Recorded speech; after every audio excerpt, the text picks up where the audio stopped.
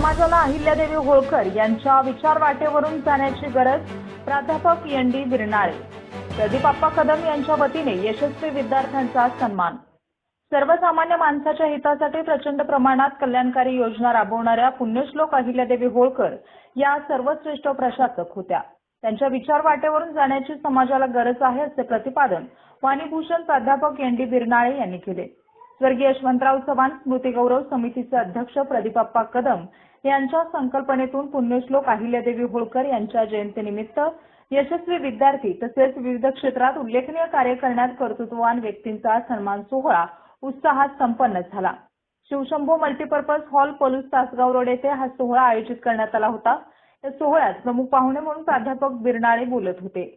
प्राध्यापक बिरनाळे म्हणाले, 300 वर्षांपूर्वी पुण्यश्लोक अहिल्यादेवी होळकर यांनी इंदूरमध्ये सर्वसामान्यांच्या हिताचं राज्य जपलं, संघर्षामध्ये टिकवलं. संस्कृती टिकली तरच आपला समाज टिकू शकतो, म्हणून त्यांनी संस्कृती रक्षणाचे काम केले. यावेळी प्रदीप कदम म्हणाले, अहिल्यादेवींचा आदर्श घेत आज समाजात स्त्रियांनी सर्व क्षेत्रात आघाडी घेतली आहे.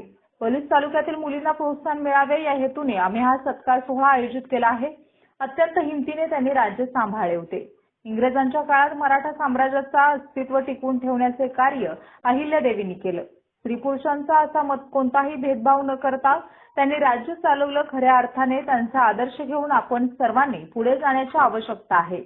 विशेषतः मुलींनी त्यांच्या पावलावर पाऊल ठेवून चालले पाहिजे.